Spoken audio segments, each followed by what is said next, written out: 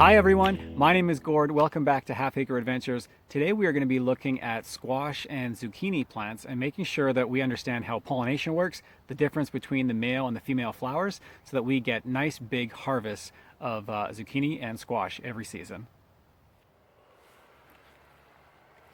Here we have one of our zucchini plants, and you can see that there are some little zucchinis growing on here.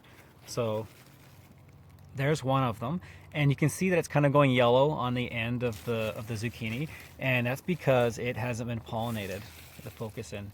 Yeah, so this guy hasn't been pollinated, so it's actually not going to grow much bigger than that. It's going to rot.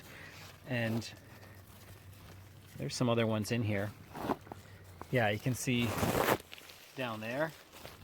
There's a zucchini here as well. That guy's not going to make it, so he's kind of rotting. It's because it hasn't been pollinated. So what needs to happen is there's two types of flowers here. There's a male flower, and this is a male zucchini flower right here. And you can see that it's just on a long stem. Okay, so there's a male flower, long stem, and then there's the female flowers, and that's right here. So these flowers are the ones that are attached to actually zucchinis.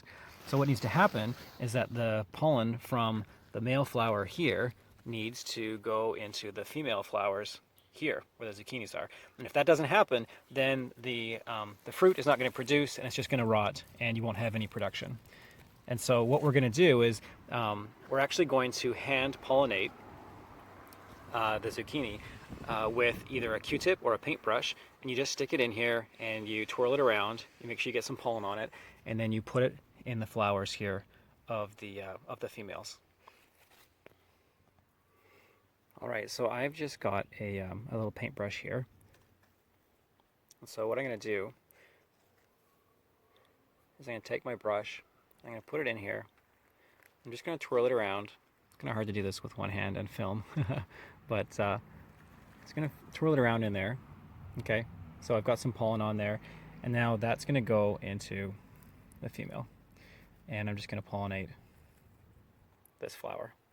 Now usually the bees would do this, and they often do, but especially I find early in the season, maybe they're not flying as much, especially if it's been cold, and so it doesn't always happen. But there we go. It also depends on when your flowers are open. At the beginning of the season, when your plants are small, you might not have a male flower open and ready to pollinate with the bees at the same time that your female flowers are open. So sometimes it's just a timing thing early in the season, but this always just helps. So I'll go out once in a while, especially if it's a nice day and the flowers are open, and I'll pollinate these by hand either with a paintbrush or a Q-tip.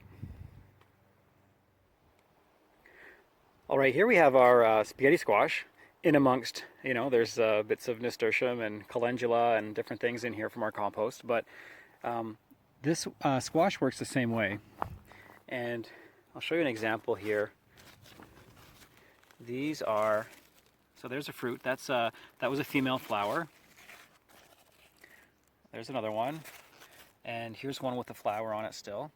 So those are the females. Really easy to identify. You can see that they're the ones that have the fruit on it. Now, this one here, this likely did not get pollinated. It's kind of yellow. It's not very healthy looking. It just kind of popped off. It's kind of going rotten already. And so what it looks like when it does get pollinated, you can tell. Here's another one. You can see it's a nice green size. It looks really healthy. It's grown a little bit bigger. So this is definitely one that was pollinated. So I'm just going to go through and I'm going to see, find some male flowers that are open so we can get some pollen, and then find the female flowers that are open right now. We'll just go through and hand pollinate them with the paintbrush. Okay, here's some male flowers, and you can tell long stems on them, no fruit. So I know this is a male flower. Drop my paintbrush in here. Oh, the camera on. Put my paintbrush in here, twirl it around. I'm actually going to do that again here.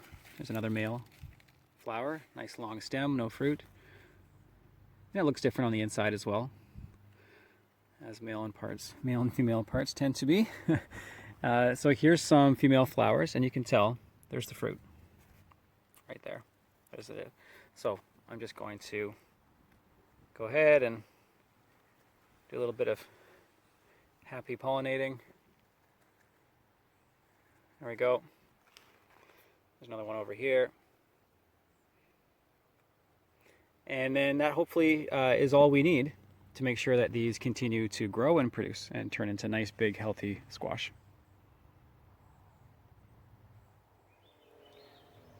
All right, so that's it for today. Really short video.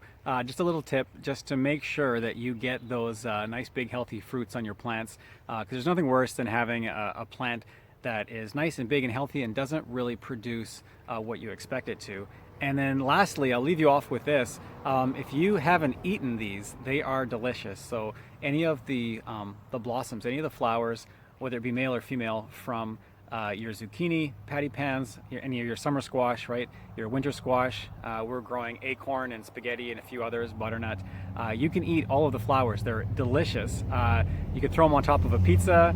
You can stuff them and fry them in a pan. And so if you haven't tried that, I highly recommend that you do. It's really good. But anyway, that's all for today. Hope you enjoyed. Happy gardening. Bye for now. You know, just out of curiosity,